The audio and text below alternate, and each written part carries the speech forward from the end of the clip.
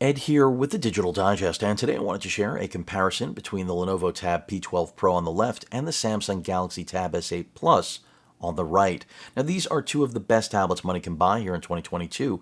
The question is, which is right for you? Now, for me personally, I went with the S8 Ultra because for me, the 14.6-inch display on this tablet is a game-changing feature. Same internals as the S8 Plus, but again, a much larger display, which for me personally is someone who uses a Z Fold 3 as my daily driver, which means I have nearly an 8-inch tablet in my pocket. I really needed something that was going to be much larger, and these, sub 13-inch tablets, well, they don't give me that experience.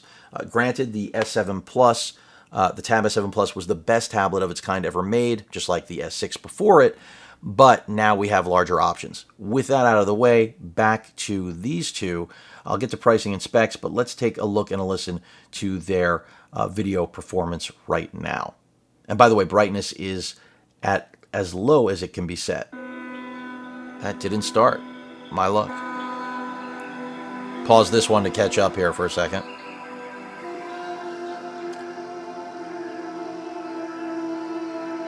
Pretty close.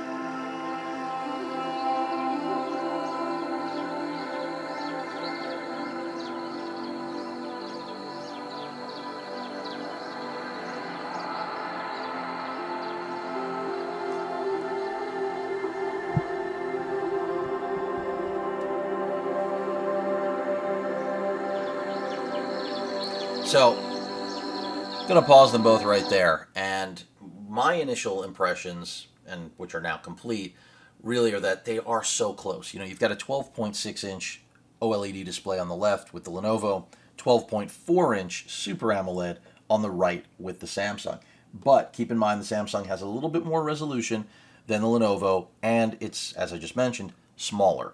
Now this is actually the S7 Plus, but as I've been mentioning, S8 Plus is really the model most of you will compare to the P12 Pro. But if you're able to pick up an S7 Plus, even though they're in clearance and no longer being made, to my knowledge, it is a better direct comparison when it comes to price, because I think Best Buy right now is selling the S7 Plus for a little under $800. So that puts it right on even footing, and I'm talking about the model with 8 gigs of RAM and 256 gigs of storage. So that puts it on even, at least financial footing, with the Tab P12 Pro. But again, when it comes to display quality, I think it's a wash. Some people will say they prefer Samsung, and anyone that follows my channel knows I have been a Samsung user for many, many years, and it's because they make some of the greatest tech on the planet, but that doesn't mean I'm blinded by that. So when it comes to overall display performance, again, I think it's a wash. Technically, the Lenovo can actually get a little bit brighter than the Samsung, so if that matters to you, there's that. The difference in resolution, again, 1600p here, a little bit more here. I don't really think that's something that anyone is going to notice with any regularity. At least I can't notice it, okay? I was willing to take even less pixel density with the S8 Ultra, so that tells you what you really need to know. In terms of audio performance, they're also really, really close. Both are excellent. And it just goes to show you what Lenovo has done in such a short amount of time, because Samsung clearly has been the best here for a while, several years, and all of a sudden Lenovo came out of nowhere with the Tab P12 Pro. So let's take a look and a listen to them individually now, okay? Start with Samsung. And we're just getting music, but it's better than nothing. Volume is at 100%.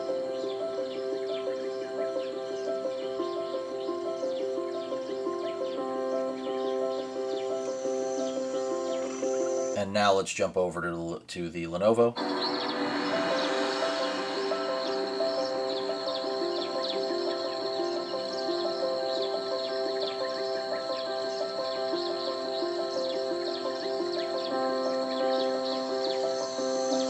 I mean, they're both really good. I can't knock the display on either of these devices, and I certainly can't knock the audio performance. They're both really loud. Let's talk about the balance of internals. So, with the P12 Pro, you're getting a Qualcomm 870. It's not as new and shiny as the Snapdragon 8 Gen 1 that you'll find in the S8 Plus, but battery performance with the Lenovo is actually better. So I'll credit that to the processor in the Lenovo being a little bit less flashy, so more battery efficiency. The beautiful part, though, about this is there's nothing you will not be able to do with one tablet versus the other. You're going to get the same experience, same overall performance. They both have an included pen, which I haven't even gotten to, but I will. So better battery life from that, I'll call it slightly inferior processor, but that's really just because Qualcomm is selling it at a lower price than the 8 Gen 1. In terms of RAM, again, 8 gigs of RAM, which I think is a real solid number. The 6 gig offering at the base for the Lenovo I think is still fine, but I would lean towards 8. I personally, in my Fold, have 12 gigs of RAM. That's what I've been running on for a few years now. It's what I'm accustomed to. It's not that I think you have to have 12 gigs of RAM, but I do think that's an appropriate number based on the fact that's become average in a lot of Samsung's flagship Android devices. In terms of storage expansion, both do have the ability to be expanded. So if that's what you're after, no worries there. You can do that easily. You can see when we come to the desktop, the brightness is really cranked down. So I'm going to go ahead and pump that up now. Battery life, as I've mentioned, is better with the Lenovo. That makes me personally feel like if you know battery life is what you need, that's what you should be after. I have no better way of putting it. With the S8 Plus, you're going to be getting somewhere around 8 to 9 hours. If you're really aggressive, maybe closer to 10. Here, you're going to easily get 11, possibly more. So that's a pretty big difference. You're not going to have to be anywhere near as aggressive. And both of these, remember, have high refresh displays, 120 hertz panels, and that generally wreaks havoc on battery life, but with the Lenovo, it does do better. Wi-Fi performance on both is excellent. Both have great cameras. The better cameras are on the Samsung. So to recap cameras, we have an 8 megapixel selfie on the Lenovo. We have a 5 megapixel on the Samsung. And then on the rear, more similar in terms of specs, we have a 13 and a 5 on the Lenovo, a 13 and a 6 on the Samsung. Now, even though those numbers are close, they don't really mean that much. Samsung has the better cameras. Lenovo is not that far behind. This kind of reminds me of the pen experience, but Samsung is just a much more mature manufacturer in this space, which means better cameras, better camera software. This is, again, very similar to their S Pen performance, which I will get to, versus the Precision Pen. So cameras are better here, but not by enough that I would say forget about the Lenovo, because to me, and I think to many of you, the cameras on tablets are nice to have, but far from a necessity. So we expect them, but how much we use them compared to our phones or a real camera, I think is another story altogether. So moving away from the cameras, you've heard about the displays. Let's talk about charging these tablets. Similar battery life, although the Lenovo's better. I've mentioned it half a dozen times. Both 45-watt chargers. This one comes with a 45-watt. This doesn't. You'll have to pick one up. But that means really fast charging for tablets that both have batteries that are over 10,000 milliamp hours. So that's impressive. The battery is slightly larger here. I think it's 10,200 versus 10,000. I don't know if it's 80 or 90. It's something like that. I can't memorize everything, folks. I try my best. And I don't have any notes, believe it or not. So that's why I screw up occasionally. I'm not going to go nuts. But when it comes to batteries, they're both large. They need that 45-watt charging. So let's talk about the keyboards. As I mentioned, not included for 745, included for 830, not included really unless you pre-order or things go on clearance later down the road, which may happen, but this is pretty expensive, the keyboard. And you can't actually get, this is not the keyboard they introduced with the S8 Plus. It actually has no trackpad. I recommend getting one of these if you can still find it. I'm going to have mine left over. I'll probably end up selling it. And that's because it is the better keyboard versus the new one, which omits this. And I think that was to push people towards the S8 Ultra, where you can get a keyboard with a trackpad, which is another reason I like it. It's more of a PC experience, but nonetheless, no backlighting on either of these. So if you were looking for that, it's not here, but I don't think that's a big deal. It's still nice to have keyboard functionality, trackpad functionality. But again, they're very close. I think that Samsung has a little bit of an edge here, just brand notoriety and awareness. But I have to say, Lenovo, drawing on their key style from their experience with their laptops, is pretty important when you talk about a keyboard experience. Also, the trackpad is larger here, but remember, this isn't even available anymore for the S8 Plus. You'd have to find one of these. In terms of the actual texture of said cases, I actually also like the Lenovo much more because it has texture, this gray finish. I like the way it looks also. There's just something about the Samsung keyboard cover cases that they could be more premium. I think we can all agree on that. Let's talk about software, which is probably one of the most important things that everyone is wondering about. And that's another area where Samsung rips it up. And that's because with Samsung, you're looking at 4 years of software updates, 5 years of security updates. With the Lenovo, you're looking at a couple of years, 2 years. So there's a big difference there, but think of it in terms of costs. You're paying more for the Samsung products, and that level, that many years of software updates, that's built into that price. With the Lenovo, you're paying less. You're paying less because you aren't getting that additional 2 years.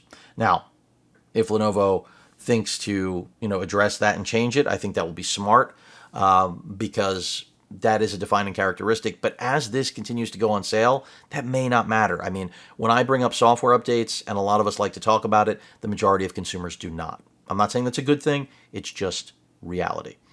So software updates here are better. Look, from just about every angle, the Samsung should be the superior device because it is more expensive and it's not made by Apple, right? So that means they actually have to give us something for that extra money.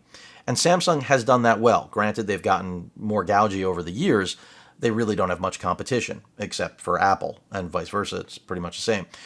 So either way, again, the experience you're going to get with either of these, incredibly similar. I already stated that whatever you're going to plan to do with them is going to be pretty much the same. You're not going to find that one crashes or stalls where the other performs perfectly. Not going to happen. So now let's talk about pens for a moment, since both of these tablets come with one. The Samsung, of course, comes with its, in my opinion, best-in-class S Pen. It's come a long way. It's matured. It works exactly as it should, and I think it's the best solution of its kind on the market. Now, a lot of people, when they hear that, say, what about the Apple Pencil? Well, the Apple Pencil works with the iPad, and that is it. And that's just not the identity of the S Pen at all. If you're a Samsung user, you're not only going to use it here with something like the Tab S7 Plus, 8 Plus, or the S8 Ultra that I use it with, but you're also going to use it with your phone. And I don't just mean older Note phones, which I went through pretty much every generation, but how about the S22 Ultra? How about my Z Fold 3 that I have right here, that I have the S Pen attached to? Of course, this S Pen doesn't work with other devices. Well, that's because it has a special tip specifically for the folding display on the interior. But again, hopefully the point is clear. The S Pen for Samsung works with everything. Their smartphones, their tablets, and even their Windows-based 2-in-1 convertible laptops.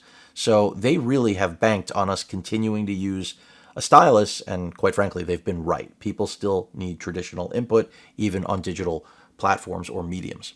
So that Air Command icon, you touch it, it populates a neat, clean, functional menu of things you will use, but most often you will create a note or view that note, and you will easily expand that to full screen and begin drawing whatever you want. Precision here is really good, and again, the actual experience of putting a pen to paper is simulated on some level. It's not perfect, but it doesn't feel like writing on the Lenovo where you're literally just hitting glass, even though both of these have Corning Gorilla Glass 5, for those of you that are wondering. I didn't mention that before, but I do now. But the precision with the S Pen is top-notch. You want to make a thicker line, a thinner line, you have that ability, and it's attainable. And remember, again, that is only one of the many functions: Smart Select, Screen Write, Live Messaging, AR Doodle. The list goes on, and you can customize this list, of course, but as Samsung continues to develop the S Pen experience, that menu develops as well. Let me go ahead and, well, I'll leave that up. Now, with the Precision Pen 3, Lenovo does not have that lineage. In fact, the tip, and I may have mentioned this already, actually looks like the Apple Pencil. It does not look like the S Pen at all. Completely different. Forget my Z Fold 3 pen. We have a button, similar design. It's not quite a Carpenter style pencil, but it's close. And it does a really good job. And guess what? It also has a little Air Command menu. You can see it right there. Looks just like the one from Samsung. And essentially, you touch it, and it populates a menu that doesn't look anything like the Air Command menu, but it functions just as it does. So you have different capabilities up here at the top, which pretty much try to emulate what you get from Samsung. You hit the plus, you instantly can create a note, make it full screen, and go ahead and write. But as I said, here it feels like you're writing on something more organic than obviously the organic light emitting diode screen. I mean the glass. It just feels like a pen to paper. Here it feels like a pen to glass, like pretty much every 2-in-1 that ever came before it. The good news is that the precision and accuracy is still fairly good. It's just not as good as the Samsung product. It doesn't have the maturity. It doesn't have the development. It doesn't have the textured surface, the coating, whatever that is, the haptics. It just isn't there. So this works perfectly fine, and I think the average person who takes notes will be satisfied with this, but this is better. If you're an artist, if the S Pen, or I should say if the pen integration means a lot to you, the Samsung is the pick. If having the pen is something you might use occasionally, but it's not a primary reason for purchase, the Lenovo is definitely good enough for the majority of users. But I wouldn't want to give this to an artist compared to the Samsung. That's what I would say. Note-taking, a wash, because, well, notes are notes. They certainly are not art unless you're an artist, and then your notes could be misconstrued as art. This happens often. Let's talk about productivity. Now, in the desktop mode that each of these has, moving away from the Android OS and the very limited, fairly clean installs that both of them have, you've got DeX running under the hood for Samsung, which gives you a desktop experience. So if you want something like Windows, it gives it to you. If you want everything windowed, if you want to be able to go into not Internet Explorer, but Samsung's Internet Explorer, or, of course, Chrome, and then have a windowed experience that feels like a Windows desktop, you get it. The same applies to going through your files, any form of browser, it's going to feel like a desktop Windows environment. Contrasting to that, essentially, Lenovo, surprise, surprise, has done the exact same thing, and they didn't even try to come up with a name like DeX. It's just productivity mode. And it has a dedicated button right here, just like we have a DeX button, and you just hit it, and you'll see the transition. We now have icons at the bottom. The gesture icons are there, but it's essentially created the same format that we have going with DeX, but it just didn't reassociate or reallocate the placement of the icons to give it a different look and feel, to make it essentially go from one orientation to another. Here we move from a vertical to a horizontal, and here they just leave it. So, or a horizontal to a vertical. Did I say that? I don't know. I'm losing my mind here a little bit.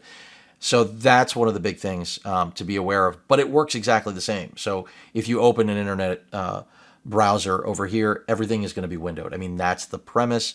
Keep it windowed. Project Unity, also worth mentioning. That's going to essentially just give you a code to pair this with a device in the event you want to let it communicate. This is something that Lenovo's been pushing, the Project Unity app, so that you can use this as a second display, essentially. So, and you can do that over Wi-Fi natively. They're just trying to make it bulletproof so that people don't even have to figure it out. But inside Windows, that is easy to do. But, that pretty much covers everything I think you need to know. We're still inside the productivity mode. I'll go ahead and switch back. But that pretty much covers it all. I mean, DeX is a solid, I think, better offering than the productivity mode here. They're very similar, but DeX is much more mature. I mean, Samsung has been working on DeX for years. The productivity mode here is really just, like I said, flipping orientation ever so slightly and giving you everything in a window, which isn't a bad thing. And there's more to it. It's just not as fully fleshed out as DeX. Again, reflecting the difference in maturation that you have with Samsung and what they've done in the tablet business for Android, as opposed to Lenovo, who is really just getting started. But that pretty much covers, again, inking as well as the experience here with desktop class software offerings from each of these manufacturers. From a fit and finish standpoint, to close things out, pogo ports easily removed. Same thing with the back cover, which I think is really nice. I do prefer this style over what we get from Samsung. Build quality, again, is excellent. Remember also, I don't know if I mentioned it, the OLED panel on this device is HDR capable. In case I didn't mention that, now I have. A little bit of Lenovo branding. At the top, we have some buttons that will act as volume rockers. And then you have your power button right here, fingerprint scanner, your SIM tray slot, which is really just for micro SD cards right there. I mean, it's just a very nice tablet. Your quad speakers that are incredibly loud, your pogo port at the bottom, which is how we connect that keyboard. And I do really recommend getting this with the keyboard. There's no question about it. I think it completes it. The cameras, again, a wide and ultra wide here, they're fine. They're not as good as the Samsung. Okay? They're not as good as the S7 Plus. Forget the S8 Plus, even though not much of a change was made. The 8 megapixel front camera is appreciated, though, because that is something where Samsung does need to get things in order. And actually, I'm not going to even snap this back into the case because I'm going to show it to you side by side with the Samsung. So now, let's go ahead and remove each of these. So again, easy to pull that apart. I actually think the magnetic connection here isn't as strong as the Lenovo. And this is that texture of all of the Samsung cases that I was talking about that it's time for a revamp, Samsung. Get on your game. Get on it. And the back cover, this is a little bit better. I think it's just a nicer look. But, again, I see no reason to not consider the Lenovo. I mean, I think fit and finish is better on the Lenovo. I've said that time and time again. And I'm a Samsung owner. I don't own the Lenovo. It's going back to Lenovo, so keep that in mind. So this is as impartial as one could possibly be. Fit and finish here, very similar, and that's because, well, you could argue that the Lenovo is a Samsung copy watch, right? You could. Really slick, clean design. This is exactly as the S8 Plus is and S8 Ultra that I have over there. Type-C port, just like on the Lenovo for charging this up. Quad speakers, pogo port at the bottom. Of course, more of your quad speakers. Power and volume rocker right there, and then your SD card slot on the right. Just a really slim tablet, but now let's do that side by side. Since I said it was going to happen, let's just make that happen right now. So you can see these are really similar. Yes, the button layout is slightly modified. Where the mics are located, you can see 2 on the top of the Lenovo, 1 on the top of the Samsung. We go to the right side. That's where both charging ports are. They're both 45 watts. More speakers. The bottom, the pogo ports. I mean, they just build materials, rounded edges. Of course, a lot of, aluminum, basically, I would call it. They look very, very similar. SIM card tray on the left side here. It's really a matter of personal preference generally, but when things look this similar, I don't know if that's personal preference anymore. I think we're on to something else. I think it's just become a matter of brand loyalty and pricing, and do you really think that Samsung has something to offer that Lenovo doesn't? I would make the argument that with the pricing gap being pretty close right now, I would tell everyone to pick Samsung every time. But as that pricing gap widens, and all of a sudden this is 400 less, even 500 less, at that rate you could buy 2 of these to every 1 of these. Do I really need to make that any more clear? And you can make the argument that the display, the AV experience, video and audio, is just as good as Samsung. So really hard to make the justification for the additional $300, $400, or $500 in price difference moving from the Lenovo to the Samsung just to get the Samsung branding, One UI, some better software support, and of course a slightly better pen experience and better cameras. That sounds like a lot, but it's not. The majority of what you'll be using these tablets for, the Lenovo, will be just as good as the Samsung. So you can't go wrong with either of these, but you definitely can't go wrong with saving a really nice chunk of money and going with the Tab P12 Pro. At present pricing, I'm not going to say to anybody, save $250 and go with the Lenovo, especially if they like the Samsung, because for $250 difference, for a $250 difference, the Samsung is the better device. But as that gap widens, as you take into account you need the keyboard cover, kickstand, case thing, things change. But overall, again, as I've said over and over again, can't go wrong with either of these tablets. I will miss my Tab S7 Plus, but I'm not going to miss it that much since I've got this beast to replace it.